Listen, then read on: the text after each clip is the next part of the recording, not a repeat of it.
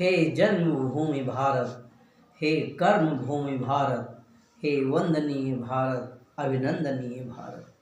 जीवन सुमन चढ़ाकर आराधना करेंगे, तेरे लिए जन्म भर हम साधना करेंगे, हम वंदना करेंगे।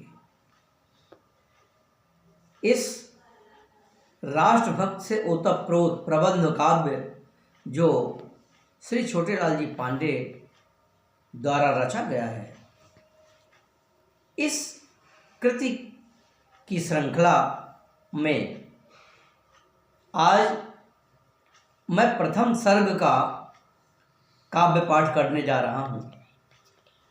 इसके पूर्व के वीडियो में मैंने इस प्रबंध काव्य वीरव्रती आजाद की भूमिका रखी थी।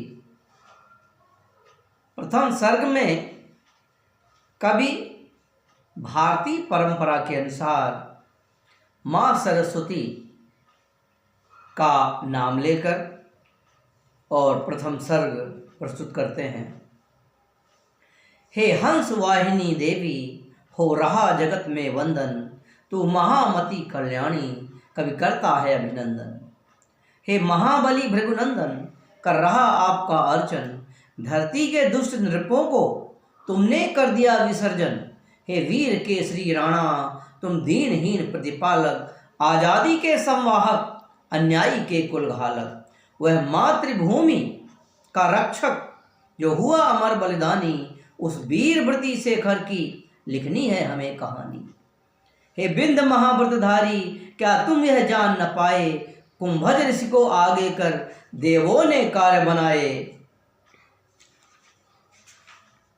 कब तक तुम इसी तरह ही धरती पर पड़े रहोगे, गुरु की आज्ञा से रख कब तक संताप सहोगे। कब तक लौटेंगे गुरुवर जो दक्षिण हुए निवासी, तुमको छला गया है यद्यपि तुम हो अविनाशी। जो जितना यहाँ सताए वह होता महिमा मंडित, भोले भाले लोगों का मन होता सदा विखंडित। अब चित्रकूट चल देखें, कल कल मंदाकिनी बहती, अब भी सिया राम लखन की छाया है यहाँ विचरती।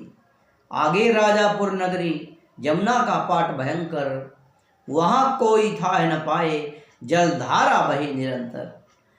है वह तीर अति दुर्गम, गहरी नीली जलधारा, यहाँ जमुन नाम है सार्थक, दिखता बहुदूर किनारा। हे जन्मथली तुलसी की, जो बना राम को नायक, श्री रामचरितमानस दे जो जन जन की शुभदायक। जो निंदा करते उनकी अब वे ही हुए प्रचारक, दोहा चौपाई गाकर हो गए समाज सुधारक। जब चित्रकूट प्रभु आए वे इसी घाट से उतरे, कर अवगाहन कालिंदी कुछ क्षण तक रहुआ ठहरे। सुनकर नर नारी आए सब दर्शन के अभिलाषी, सौभाग्य मानकर कहते प्रभु कितने हैं मृदुभाषी। आगे हमीरपुर देखें, जहाँ जमुन बेतवा संगम, अवगाहन सलिला जल, सब होते जड़ से जंगम। है नगर कानपुर आगे, उसके पहले घाटमपुर, इसका विस्तार निरंतर, मिलने को सबसे आतुर। यह बसा जाह्नवी तट पर, चंगोर प्रदूषण फैला, जो गंगा का निर्मल जल होता है यहाँ से मैला। पर यह है शहर निराला, यहाँ हुए एक से बढ़कर, आजाद भगत सिंह योद्धा दोनों मिल गए परस्पर। है बसा बिठूर गंग तट, नानाजी की राजधानी, तात्या टोपे सेनानी से इसकी जुड़ी कहानी। थी प्रथम गदर 57, गोरों के मद का मर्दन, नानाजी तात्या टोपे निज बल का किया प्रदर्शन। जुड़ गए बहुत से योद्धा संग झांसी वाली रानी, थे वीर अजीमुल्ला भी, सबने दी निज कुर्बानी। जनपद उन्नाव चले अब, जिसकी है प्रखर कहानी, विद्वान मनीषी योद्धा की अब भी अमर निशानी। लखनऊ पास यह जनपद है अवध क्षेत्र की बोली, सब पर्व मनाने वाले दशहरा मुहर्रम बोली। यह क्षेत्र बैसवाड़ा है जो वैश्ववंश राजधानी, क्षत्रिय कुल के ये राजा थे हुए बहुत वरदानी। गंगा जी तट पर बक्सर स्थान चंद्रिका माता, जो पूजन अर्चन करता मनवांछित फल को पाता।